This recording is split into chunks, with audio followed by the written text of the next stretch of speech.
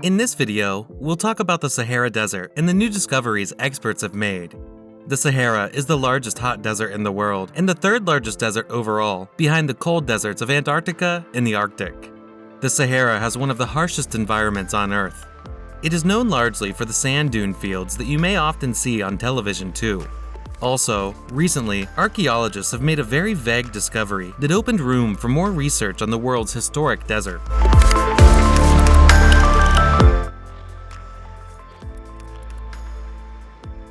Glad to see you guys again. We appreciate your support for our channel.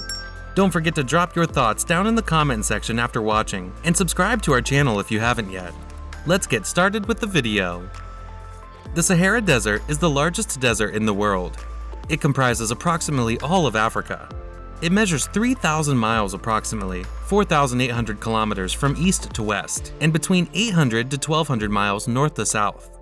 The total area of the desert is 3,320,000 square miles. However, the area always depends as it changes due to contraction and expansion. The west side of the Sahara is bordered by the Atlantic Ocean. On the north are the Atlas Mountains in the Mediterranean Sea, and in the east by the Red Sea. The southern part faces Sahel, a semi-arid region.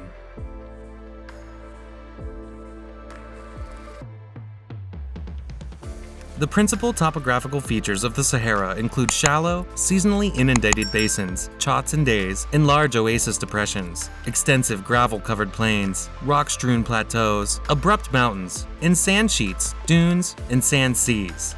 The highest point in the desert is 11,204 feet, or 3,415 meters, summit of Mount Kusai in the Tibesti Mountains in Chad. The lowest, 436 feet, 133 meters, below sea level, is in the Qattara Depression of Egypt. The Sahara sits atop the African Shield, which is composed of heavily folded and denuded Precambrian rocks.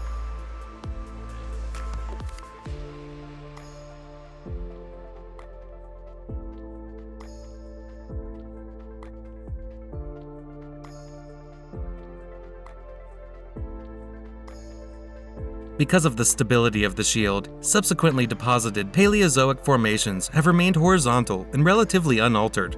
In the northern Sahara, these formations are also associated with a series of basins and depressions, extending from the oasis of western Egypt to the chotts of Algeria.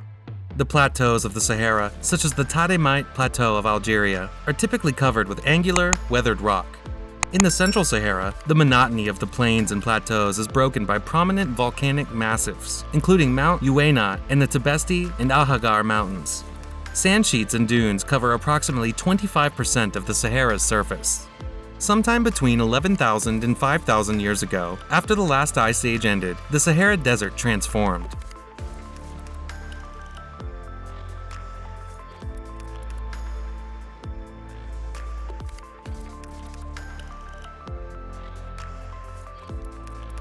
Green vegetation grew atop the sandy dunes, and increased rainfall turned arid caverns into lakes. About 3.5 million square miles, 9 million square kilometers, of northern Africa turned green, drawing in animals such as hippos, antelopes, elephants, and aurochs. The Green Sahara, also known as the African Humid Period, was caused by the Earth's constantly changing orbital rotation around its axis, a pattern that repeats itself every 23,000 years, according to Kathleen Johnson, an associate professor of Earth systems at the University of California, Irvine. However, because of a wild card, human-caused green gas emissions have led to runaway climate change, and it's not clear when the Sahara, currently the world's largest hot desert, will turn green again like it used to be. This led to an increase in solar radiation, in other words, heat, in Earth's northern hemisphere during the summer months. Due to the increase in solar radiation, the African monsoon intensified. The increased heat created a low-pressure system that brought moisture from the Atlantic Ocean to the infertile desert. Eventually, this moisture turned the Sahara into the grass and shrub-covered grassland area. Afterward, animals and even humans started to create life there.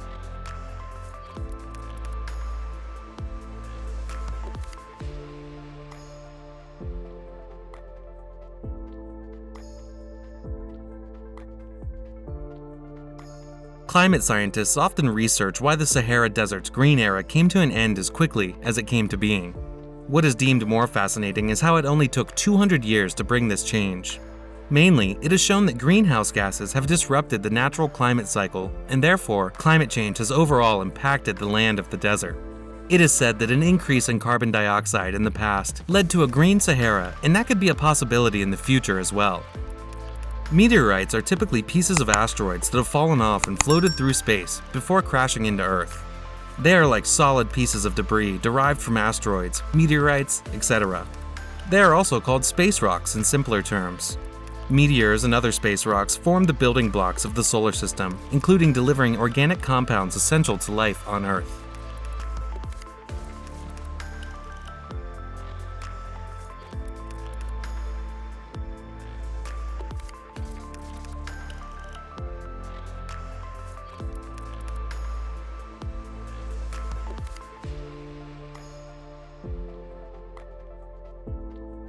If you have reached this far in the video, we would like to thank you. You can extend your support by subscribing to the channel, giving this video a thumbs up, and clicking the bell icon so you never miss any of the content we upload. About a year ago, an ancient volcanic space rock was found in the Sahara Desert, the Erg-Cheech 002. It is believed to be the remains of a protoplanet dating back 4.6 billion years ago. What's more eye-opening is the fact that it's a rock older than the Earth, which is approximately 4.54 billion years old. The coarse-grained brown space rock, which is studded with green, yellow-green, and yellow-brown crystals, was found by meteor hunters in Adrar, Algeria, in May 2020. Unlike previously found meteorites, which comprise of a kind of volcanic rock called basalt, Erg-Cheech 002 is composed of andesite. Though common in the Earth's subduction zones, the areas where tectonic plates have collided and one has been pushed beneath the other.